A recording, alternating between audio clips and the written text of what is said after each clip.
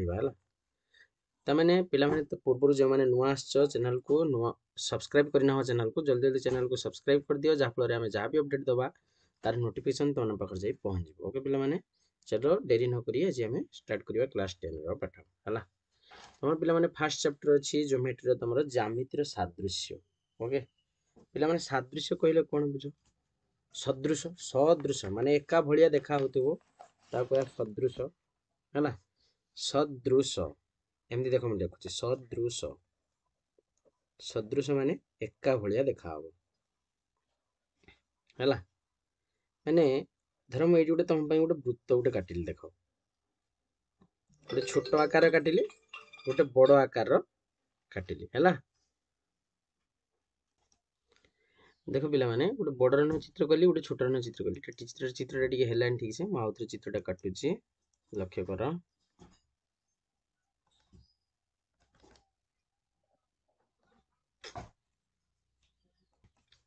चित्रटा आउथरे काटुची देखो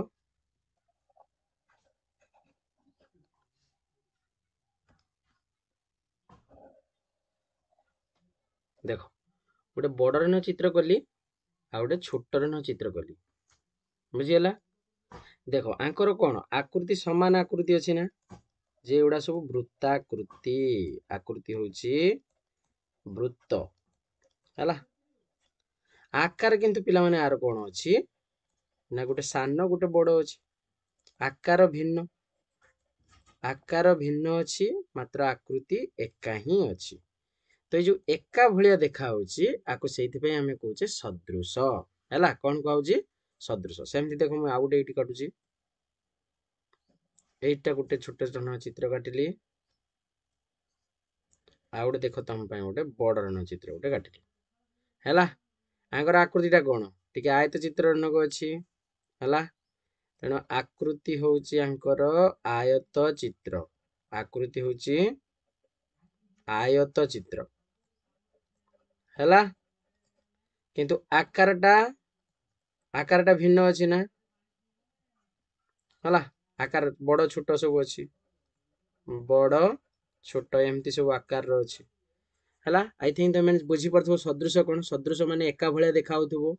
तान जो चित्र दुईटी एका भलिया देखा हुए ताको कह जाय सदृश हला आ जो चित्रटी तांकर आकार बड़ छोट ही पारे हला ताको कह जाय तार आकार आकृति और आकार कोन जानि हला ना बुझिलानी बुझिला तो पिलाने सदृशर चिन्हर होची एई भलिया हला तमे आगर गोटे पढुथलो कोन पढुथलो ना तमरो होची सर्वसम पढुथलो सर्वसम एमती इक्वल देकी एमती दिया होला किंतु सादृश्य माने पिला माने एमतीका हला एमतीका माने ये चित्रटी जो भलिया रहूची ए चित्रटा मध्ये सेई भलिया रहूची तणु आंको कह जाय सदृश चित्र बोली कहा जाय हला तो पिला माने एबे आस हमें पढिबा होची सदृश चित्र रो जो पढिले हमें ज्यामितिर सादृश्य पढिबा ना तेणु आस हम पढिबा ज्यामितिर अनुपात और समानुपात विषय पढिबा तमे अनुपात समानुपात विषय पढिथिलो 9 क्लास रे हला से ज्यामितिर अनुपात समानुपात विषय पढिबा ज्यामितिर अनुपात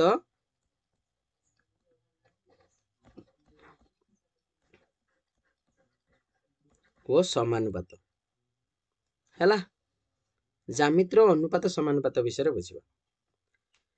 अच्छा तमे जानिचो धर्म कहली A:B C:D आ माने कौन ना हमें कहबा प्रथम दी जनकर अनुपातटा द्वितीय दी जनकर अनुपात सहित समान तेबे हमें ताको कहबा एमाने समानुपातरे अछन कोउथरे अछंती बोली कहबा समानुपातरे अछन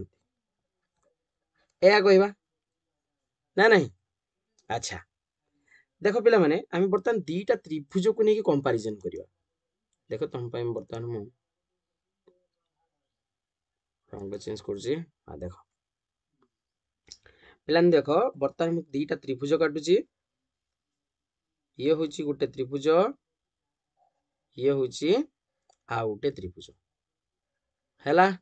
दुईटा त्रिभुज काटिली आ ना दे दियो ABC आ ना सेमती दे दियो DF ବୁଝିହେଲା ପିଲାମାନେ ଏଇ ଚିତ୍ରର ଏଇଟାକୁ କଣ କୁହାଯାଏ ଏଇଟାକୁ ଏଇ ଯୋଉ ଏଇଟାକୁ ତମର କଣ କୁହାଯାଏ ଭୂମି କୁହାଯାଏ ଲେଟ୍ ଆମେ ଆର ଭୂମି ଧରି ନବା B1 आर भी एटा भी सेमती भूमि थिबो लेट आर भूमि के धरि नबा B2 हला एटा तार कोन कुआ जाय पिला माने उच्चता कुआ जाय ना उच्चता लेट आर एच उच्चता होची H1 सेमती आर उच्चता से न धरि नियो ये होची H2 हला वर्तमान हमें दीटा चित्र वर्तमान काटि देले जे प्रथम त्रिभुज नेले द्वितीय त्रिभुज नेले प्रथम त्रिभुजर भूमि नेले B1 द्वितीय त्रिभुजर भूमि नेले B2 प्रथम त्रिभुजर भूमि नेले उच्चता नेले H1 द्वितीय त्रिभुजर उच्चता नेले H2 हैला वर्तमान धर ना जो मु वर्तमान बाहर करी त्रिभुज 1 रो मु क्षेत्रफल बाहर करी हैला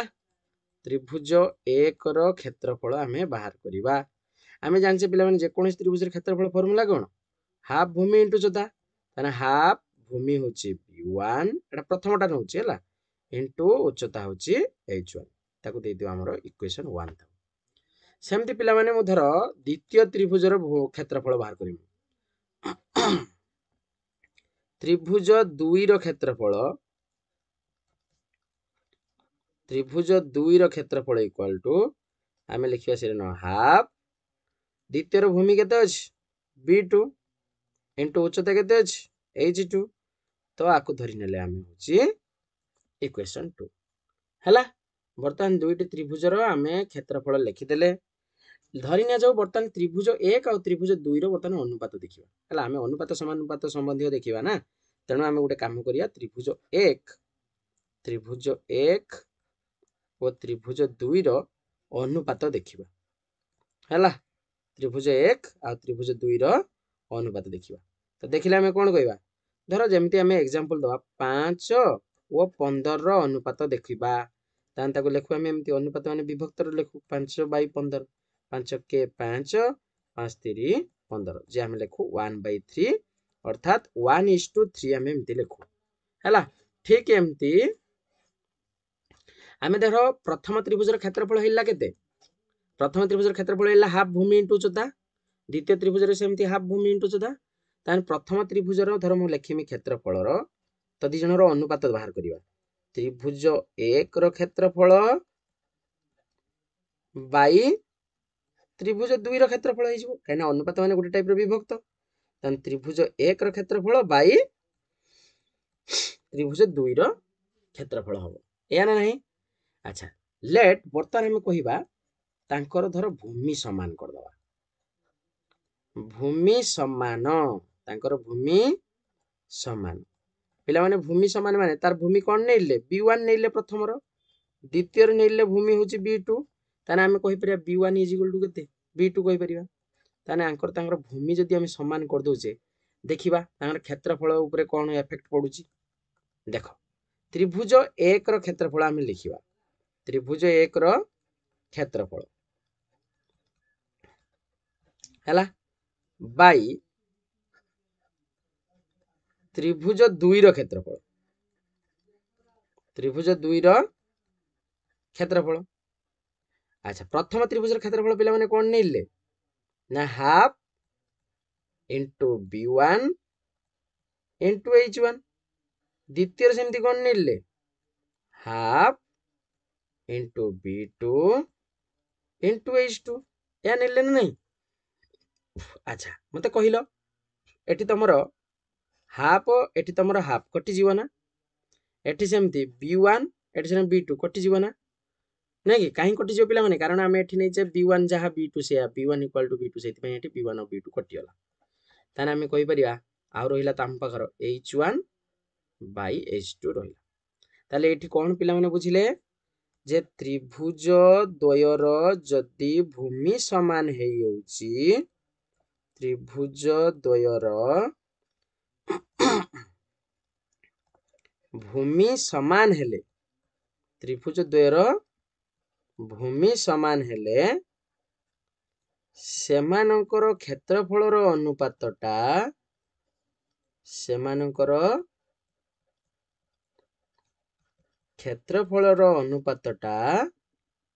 कहा सहित समान हेउची ନା ସେମାନଙ୍କ କ୍ଷେତ୍ରଫଳର ଅନୁପାତଟା ଉଚ୍ଚତା ଦ୍ୱୟର ଅନୁପାତ ସହିତ ସମାନ ହେଉଛି। ଭଲସେ ବୁଝ, ଏଗୁଡ଼ାକ ବେସିସ୍ର ତମର ଉପପାଦ୍ୟ କରିବ ହେଲା। ଅନୁପାତ ଉଚ୍ଚତାର ଅନୁପାତ ସହ ସମାନ, ଉଚ୍ଚତା ଦ୍ୱୟର ଉଚ୍ଚତା ଦ୍ୱୟର ଅନୁପାତ ସହ ସମାନ ହେଲା। ବୁଝିଲା? ତାହେଲେ ତ୍ରିଭୁଜର କ୍ଷେତ୍ରଫଳର ଅନୁପାତଟା ଉଚ୍ଚତା ଦ୍ୱୟର ଅନୁପାତ ସହିତ ସମାନ ହବ କେତେବେଳେ? ନା ଯେତେବେଳେ ଭୂମି ଯେତେବେଳେ ତାଙ୍କର ସମାନ ହେଉଛି।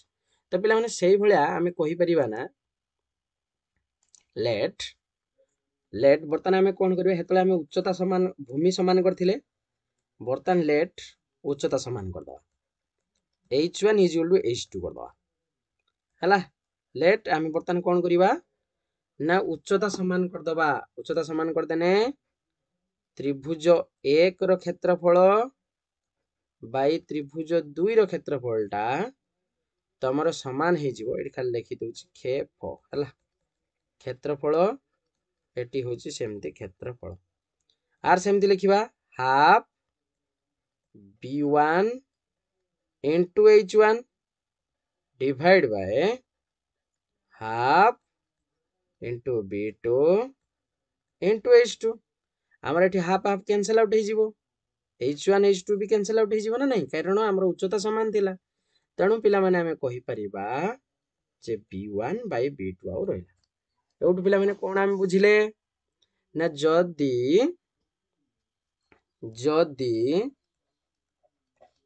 ତ୍ରିଭୁଜ ଦ୍ୱୟର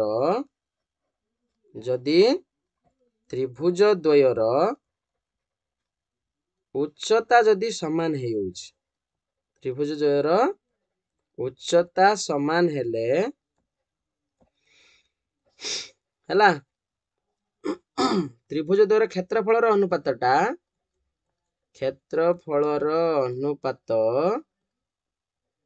କାହା ସହିତ ସମାନ ହବ ପିଲାମାନେ କୁହ? ନା କ୍ଷେତ୍ରଫଳର ଅନୁପାତଟା ଭୂମି ଦ୍ୱୟର ଅନୁପାତ ସହିତ ସମାନ ହେଇଯିବ। ଭୂମି ଦ୍ୱୟର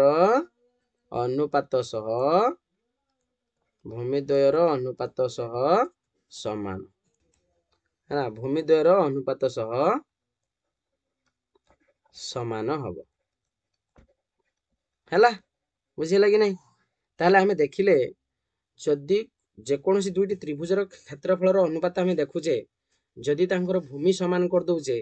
ତେବେ ତାଙ୍କର କ୍ଷେତ୍ରଫଳର ଅନୁପାତଟା ତାଙ୍କର ଉଚ୍ଚତାର ଅନୁପାତ ଦ୍ୱୟ ସହିତ ସମାନ ହଉଛି। ଆଉ ଯଦି ତାଙ୍କର ହଉଛି କଣ ସମାନ କରିଦଉଛେ, ଭୂମି ଯଦି ସମାନ କରିଦଉଛେ, ତାହେଲେ ହଉଛି କ୍ଷେତ୍ରଫଳର ଅନୁପାତଟା ଉଚ୍ଚତାର ଅନୁପାତ ସହିତ ସମାନ ହଉଛି। ଉଚ୍ଚତା ସମାନ କରିଦେଲେ ଭୂମି ଦ୍ୱୟର ଅନୁପାତ ସହିତ ସମାନ,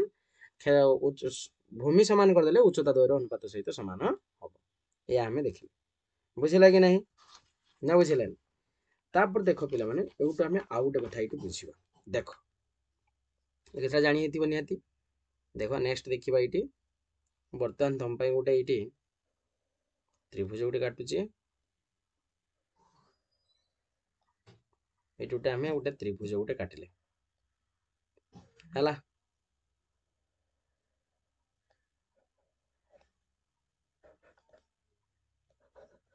ଏ ବି ସି ଦେଲେ। ଆଚ୍ଛା ଲକ୍ଷ୍ୟ କଲ, ମୋର ଏଇଠି ଦିଟା ଗୋଟେ କଣ ମଧ୍ୟବିନ୍ଦୁ ନା। ତାହେଲେ ମଧ୍ୟବିନ୍ଦୁ ମାନେ ତମେ ଜାଣିଥିବ ଯେ ବିଡି ଯାହା ସିଡି ସେଇଆ ହେଲା। କାରଣ ଡି ହଉଛି ମଧ୍ୟବିନ୍ଦୁ। ଏଇ ତ୍ରିଭୁଜର ଡି ହଉଛି ମୋର ମଧ୍ୟବିନ୍ଦୁ। ଯେହେତୁ ଡି ହଉଛି ମଧ୍ୟବିନ୍ଦୁ, ତେଣୁ ବିଡି ଇଜ ଇକ୍ୱାଲ୍ ସିଡି। ଏ କୋଉ ଫର୍ମାଟରେ ରହିଲା ପିଲାମାନେ? ନା ବିଡିସି ଏଇ ଫର୍ମାଟରେ ରହିଲା ହେଲା। ଯେହେତୁ ତମର ଡି ହଉଛି ବିସିର ମଧ୍ୟବିନ୍ଦୁ, ଡି ବିସିର ମଧ୍ୟବିନ୍ଦୁ ହେତୁ ତମର ଆମେ କହିପାରିବା ବିଡି ଯାହା ହବ ସିଡି ବି ସେୟା ହବ ହେଲା। ଦେଖ ଆମ ପାଖରେ ବର୍ତ୍ତମାନ କେତେଟା ତ୍ରିଭୁଜ ଅଛି? ଇଏ ଗୋଟେ ତ୍ରିଭୁଜ ଅଛି, ଗୋଟେ ଇଏ ତ୍ରିଭୁଜ ଅଛି, ଆଉ ଗୋଟେ ପୁରା ତ୍ରିଭୁଜ ଗୋଟେ ଅଛି। ଆମ ପାଖରେ ବର୍ତ୍ତମାନ ତିନୋଟି ତ୍ରିଭୁଜ ଅଛି ହେଲା। ତାହେଲେ ଆମେ ଲେଖିପାରିବା ଗୋଟେ ହଉଛି ତ୍ରିଭୁଜ ଏ ବି ଡି, ତ୍ରିଭୁଜ ଏ ବି ଡି। ସେଇ ତ୍ରିଭୁଜ ଏ ବି ଡି ର ଭୂମି କିଏ ଅଛି କହିଲେ ଦେଖିଆ? ତ୍ରିଭୁଜ ଏ ବି ଡି ର ଭୂମି ହଉଛି କିଏ? ବିଡି। ଦେଖୁନ ଏମିତି ଲକ୍ଷ୍ୟ କର, ଏଇଟା ଗୋଟେ ତ୍ରିଭୁଜ ଅଛି ନା, ଏଇଟା ଗୋଟେ ତ୍ରିଭୁଜ, ଏଇ ତ୍ରିଭୁଜର ଭୂମି କିଏ ଅଛି? ବିଡି ଅଛି ନା। ସେମିତି ଆଉ ଗୋଟେ ତ୍ରିଭୁଜ ହେଇପାରିବ ତ୍ରିଭୁଜ ଏ ଡି ସି। ମୁଁ ଏଠି ଲେଖି ଦଉଛି ତ୍ରିଭୁଜ ଏ ଡି ସି। त्रिभुज एडीसी रो भूमि किए कुह निजे त्रिभुज एडीसी रो भूमि होउची तमरो डीसी हला एटा त्रिभुज गुटे अछि ए जो त्रिभुज देखुच ए त्रिभुज रो भूमि होउची डीसी हला से आ गोटे पूरा त्रिभुज अछि ना त्रिभुज एबीसी त्रिभुज एबीसी रो तमरो भूमि किए ए पूराटा ना त्रिभुज एबीसी रो पूरा भूमिटा आसीओ बीसी हला ताहले आमे देखिले प्रथम त्रिभुज रो भूमि हला बीडी द्वितीय त्रिभुज रो देखिले भूमि हला डीसी पूरा त्रिभुज रो भूमि देखिले किस ना होची बीसी हला अच्छा पुनश्च एटी आमे कहिबा देखो आ गोटे कथा एटी आउथरे चित्रटा एटी काटुची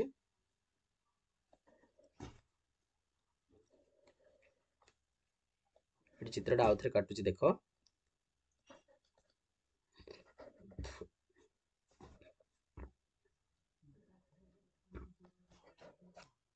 एमती चित्रटा काटिले हला आम पाखर तीनटा त्रिभुज थिला गोटे होची त्रिभुज ए बी डी आ गोटे थिला होची त्रिभुज ए डी सी आ गोटे थिला होची त्रिभुज ए बी सी हला प्रत्येकंकर देखो शीर्ष बिंदु गुटी अछि प्रत्येकंकर शीर्ष बिंदु गुटी देखो ए जो ए बी डी देखुच ए बी डी रो शीर्ष बिंदु के सही है त्रिभुज ए डी सी जो देखुच आर भी शीर्ष बिंदु सही है पूरा जो त्रिभुज देखुच ए बी सी आर भी शीर्ष बिंदु होची सही है हला मैं लिखि दोची प्रत्येक रो शीर्ष बिंदु ए प्रत्येक रो शीर्ष बिंदु प्रत्येक रो शीर्ष बिंदु होची के ना ए हला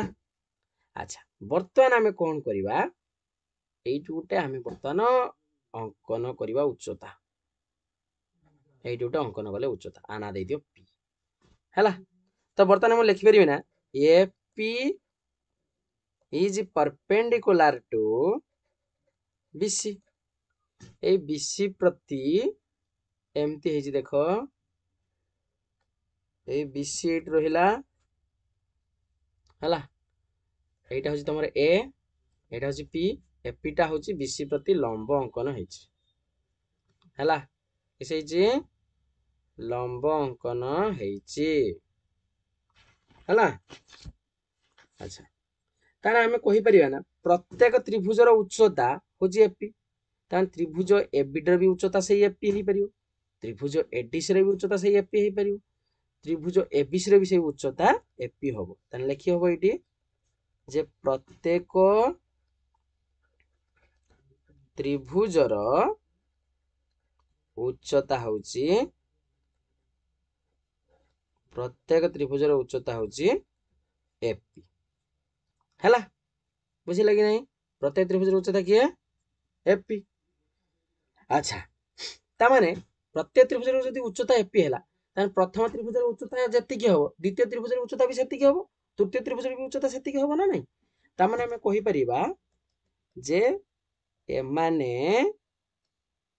एमाने अब टिके रो